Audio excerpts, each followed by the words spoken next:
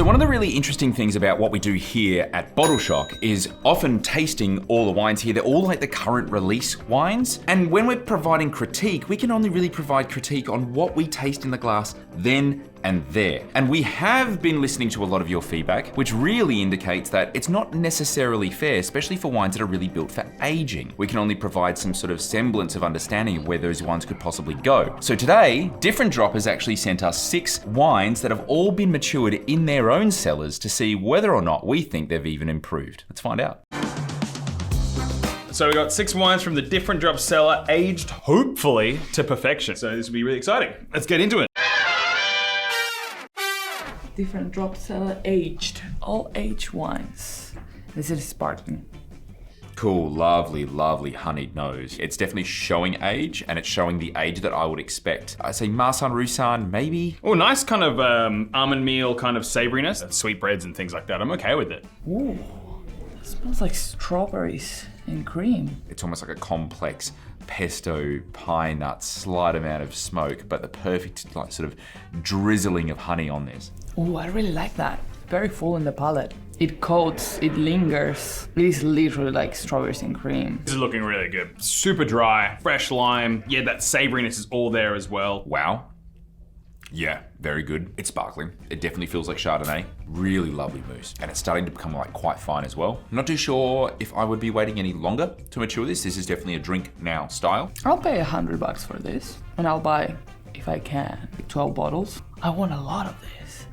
Happily pay $90 and I would grab 6 though. It's not overwhelmingly amazing. It's not like blow my mind champagne. I would pay like $50 a bottle for it, 3 bottles. Because I don't need to sell them anymore. It's been done for me. Got that look of a aged Chardonnay right here. This is a little bit flat in the aroma. Okay, this feels almost like orange wine. There's that lanolin sort of wet hay. Not a bad thing. It's sitting more on that savory end of the spectrum. Like toasted sourdough, like cracked wheat savoriness, but then... It is quite flat in the nose. It's easy to drink. It's a good, well-made, aged, savory, textural white wine. It could be Marsanne, could be Roussanne, could be Albarino. You know, amazing primary fruit. It's still got freshness and energy and got great acidity that kind of cuts through it, but it's moving into that kind of more savory and developed take on Chardonnay. And it's not my bag. I would pay around about $30 a bottle for it, and I would buy a bottle. I actually think this might be semi-on. I'd pay $60 and I'd grab 12. I think there's a life left in it as well. It's okay. I'll pay like $30 for this. 4 bottles. Yeah.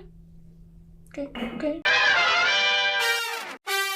Oh, okay. Definitely a good change of mode here.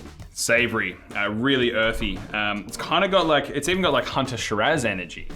Oh, this is oaky. Lovely sort of black pepper spice, quite aromatic and lifted. Cardamom? Like spicy? It's kind of meaty and light, but savory at the same time. And puts my head into Cabernet land. And I don't think it's that expensive. It just seems a little bit hollow in the mid-palate, a little bit lean and fresh and bright. I'm not too sure whether I would mature it any more than this. I don't think it needs more maturation. It's very well balanced. Really oaky, but nice oaky. Like very spicy. It's got a lovely spice to it. Primary fruit's really starting to fall away. And I don't think there's enough tertiary complexity. So I'd only grab 1, but I'd happily pay $50 for it. I'll pay like $60 for it. I'll have like 6 bottles. This is in a good drinking window. I just don't think it's a really stunning, great wine. And I'd throw $40 a bottle out of this, and I would buy 3 bottles of this.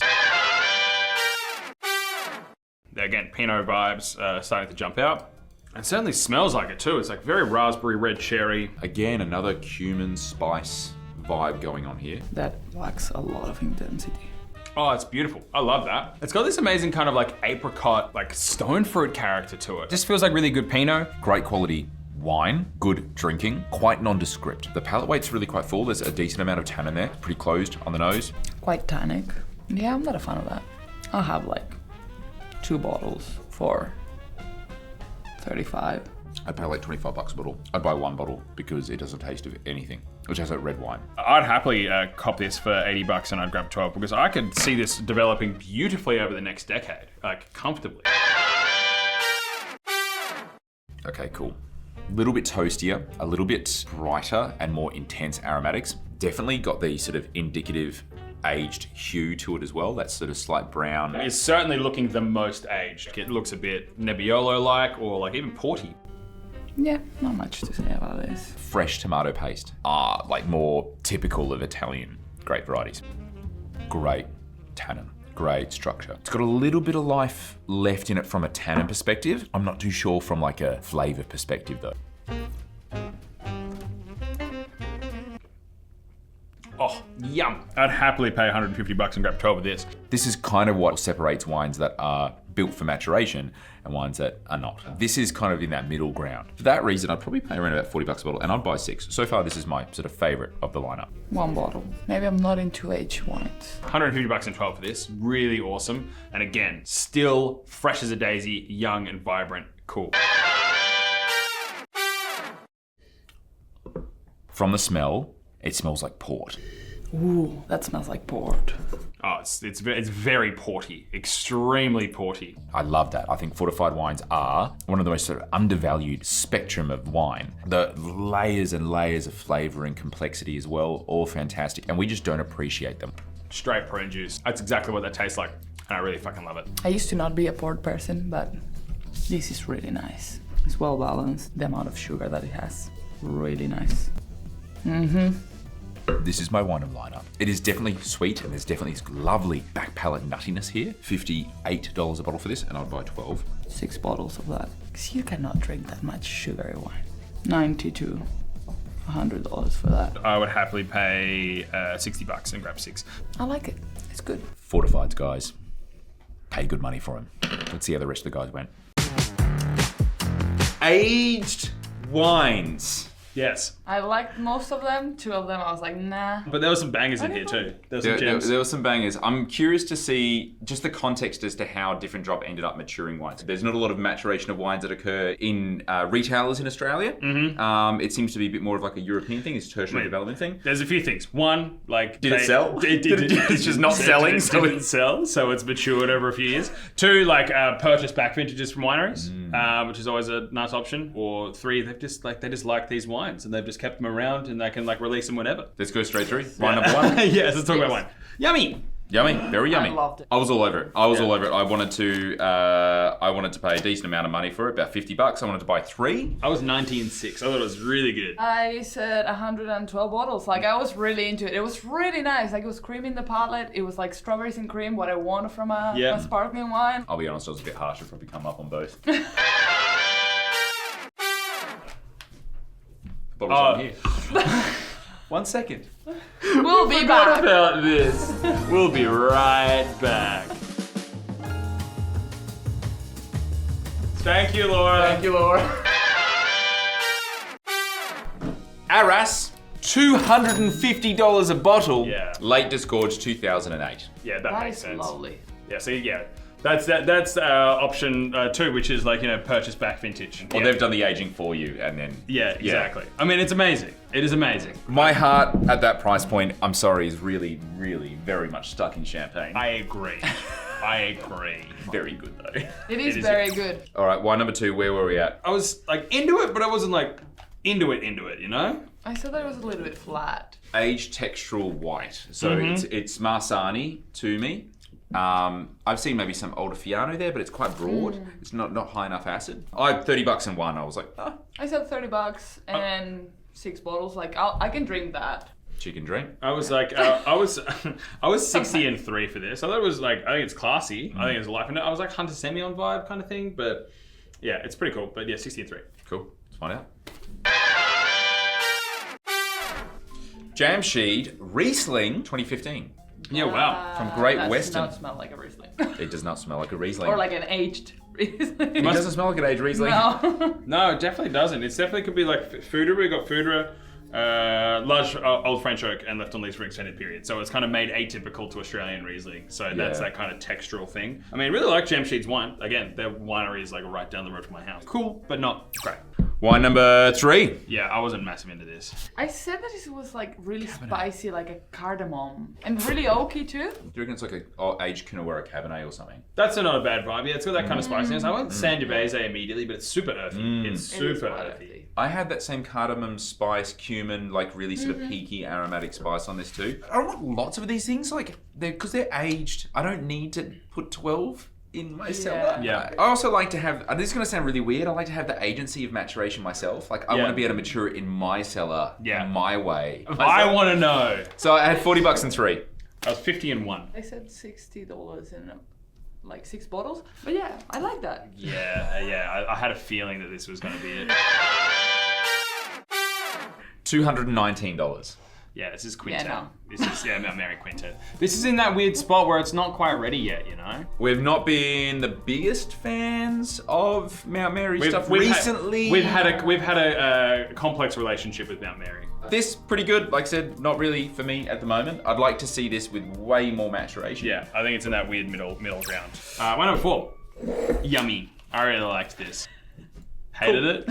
I hated it. I was like, it's very flat. Like, I cannot feel anything of this. It's got this amazing like stone fruit character. It's like apricot and like peach. It's so yummy. What do you think it is? Pinot.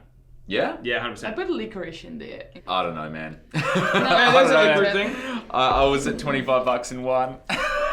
80 and 12. Oh, I liked wow. it. I really liked it. Big fan. Again, I said 40 because of I said 30, but then I was like, it's an aged wine. Yeah. I'll say 40 and 2 bottles. Mm-hmm. I was not really into it. All right, well, what is it?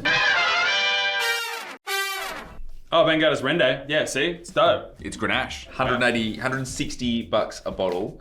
Grenache from one of the pinnacle, if not the pinnacle, Grenache vineyard in Australia. The Rende vineyard, which Michael now looks after himself. This is his like favorite plots of Grenache from that particular vineyard in that year. It still looks really good. Wine number 5.